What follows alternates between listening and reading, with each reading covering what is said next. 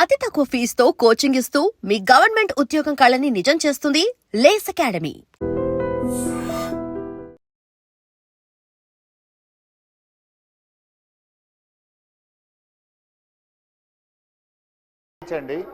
గతంలో మేము పంపిన ఎల్ఏ మినిస్టర్గా నేను పంపిన మీరు కూడా ప్రయత్నం చేయాలని చెప్పి కోరుతా ఉన్నాను.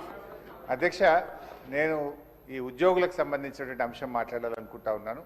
ఎందుకంటే ప్రభుత్వ ఉద్యోగులు అనేవాళ్ళు ప్రభుత్వానికి రథచక్రాలు లాంటి వాళ్ళు సంతోషంగా ఉంటేనే అభివృద్ధి కార్యక్రమాలు, సంక్షేమ కార్యక్రమాలన్నీ కూడా ప్రజలకు సజావుగా చేరేటువంటి అవకాశం ఉంటుంది.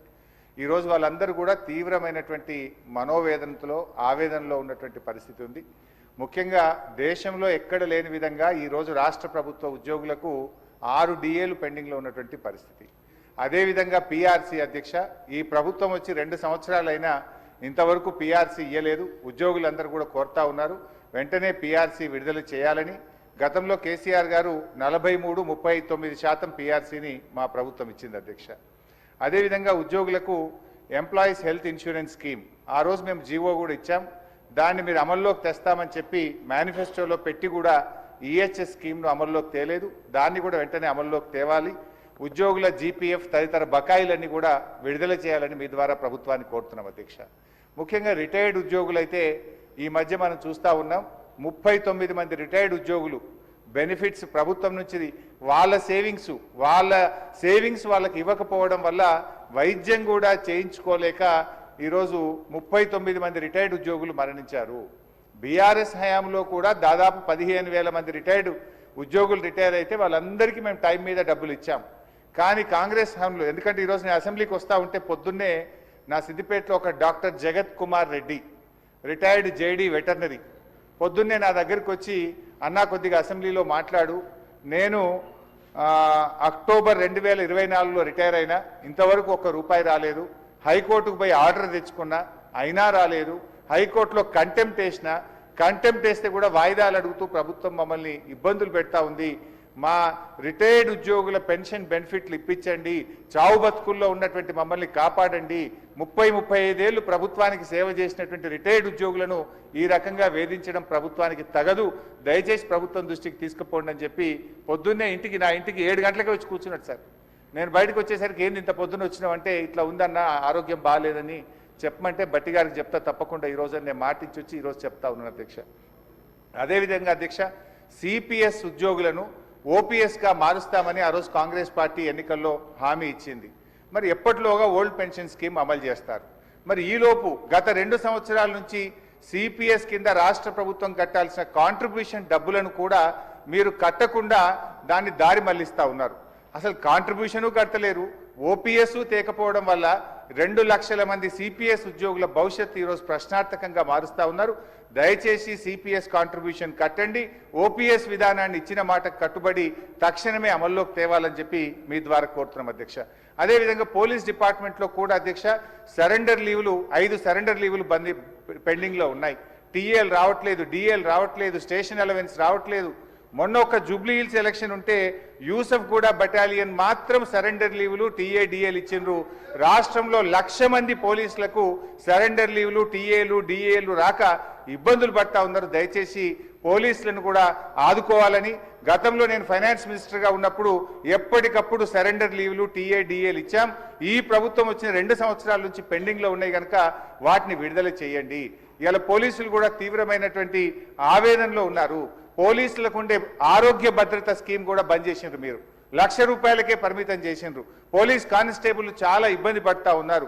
ఆరోగ్య భద్రతను పునరుద్ధరించండి, గతంలో మాదిరిగా కార్పొరేట్ వైద్యం పోలీసులకు అందించాలని చెప్పి కోరుతూ కాంగ్రెస్ పార్టీ ఎన్నికల మేనిఫెస్టోలో తక్షణమే మేము ఉద్యోగులకు పిఆర్సీ ఇస్తాము, పెండింగ్ డిఏలు ఇస్తాము, బకాయిలు ఇస్తాము, ఓపీఎస్ తెస్తామని మాట ఇచ్చి ఈరోజు కాంగ్రెస్ పార్టీ 2 ఏళ్లైనా అమలు చేయకుండా మోసం చేస్తూ ఉంది.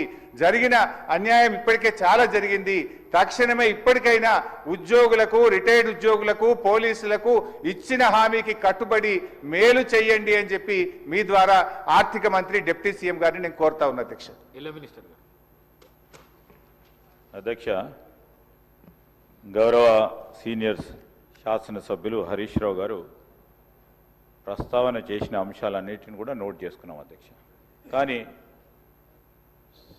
సభ దృష్టికి కొన్ని విషయాలు ఈరోజు హరీష్ రావు గారు వారి పార్టీకి సంబంధించి ఉద్యోగస్తుల గురించి వారి సంక్షేమం గురించి మాట్లాడుతున్నారంటే ఏ విధంగా ఉందంటే దయ్యాలు వేదాలు వలికినట్టు ఉంది అధ్యక్ష.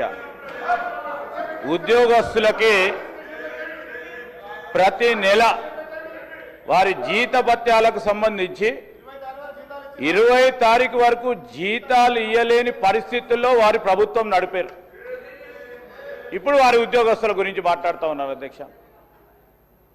ఏదేమైనప్పటికీ ఉద్యోగస్తులకు సంబంధించిన సంక్షేమం, వారికి రావాల్సిన జీపీఎఫ్ కానీ, రిటైర్ అయిన పబ్లిక్ సర్వెంట్స్ సంబంధించిన అంశం విషయంలో ఒక సిస్టమ్ని ఏర్పాటు చేసుకొని వారికి ఏ విధమైన ఇబ్బంది రాకుండా అన్ని విధమైన చర్యలు తీసుకుంటామని గౌరవ సభ్యులకు తెలియజేస్తా ఉన్నారు. శ్రీ మాజిద్ హుస్సేన్.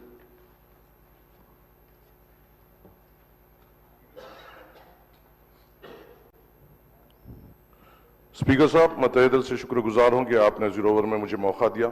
मैं आपके जरिए से हुकूमत के सामने ये बताना चाहता हूं साहब कि नामपल्ली हलके में मेजर गवर्नमेंट हॉस्पिटल से जो रियासत तेलंगाना के सबसे बड़े हॉस्पिटल है, एक है एमएनजे कैंसर हॉस्पिटल, दूसरा है नीलोफर चिल्ड्रंस हॉस्पिटल, तीसरा है सरोजनी देवी हॉस्पिटल और एक सबसे बेहतर परफॉर्मिंग नामपल्ली वार्ड हॉस्पिटल है साहब, जिसके ऊपर हुकूमत की नजर होना सख्त जरूरी है। नामपल्ली एरिया हॉस्पिटल में करीबन 500 से ज्यादा आउट पेशेंट्स हर रोज आते हैं और उसका आउट पेशेंट वार्ड तकरीबन पूरा कंजस्टेड हो चुका है और वहां पे जो गरीब आता है उनके लिए कई दुश्वारियां वहां पे हो रही है। और खास तौर से वहां पे जो डॉक्टर्स के पोस्ट है, चाहे वो नामपल्ली एरिया हॉस्पिटल रही है या नीलोफर रही है या सरोजनी और एमएनजे, कई डॉक्टर्स के पोस्ट वेकेंट है और जो प्रेजेंट डॉक्टर्स हैं उनके ऊपर बहुत ज्यादा प्रेशर बढ़ गया है इतने ज्यादा नंबर्स को कैटर करने के लिए। मेरी आपसे दरख्वास्त है साहब कि ये ऐसे हॉस्पिटल्स हैं जो तेलंगाना के ज्यादातर गरीबों के जो मेजर बीमारियां हैं और जो बच्चों का इलाज है यहां पे हो रहा है और हमें उन डॉक्टर्स का प्रेशर कम करना है और वहां के गरीबों के साथ ठहरना है। मेरी आपसे अदबन गुजारिश ये है साहब कि इंचार्ज मिनिस्टर साहब के साथ, हेल्थ मिनिस्टर साहब के साथ एक फौरी एक रिव्यू मीटिंग इन हॉस्पिटल्स के लिए रखी जाए। वहां पर साहब एक आईसीयू भी होना बेइंतहा जरूरी है नामपल्ली एरिया हॉस्पिटल में। अगर कोई सीरियस कोई पेशेंट या खवातीन वहां पे आ रहे हैं तो उनको फौरी तौर पर उस हालत में वहां से उस्मानिया भेजा जा रहा है जो उन गरीब औरतों के लिए बड़ी दुश्वारी हो रही है। और आप और हम यहाँ पे इस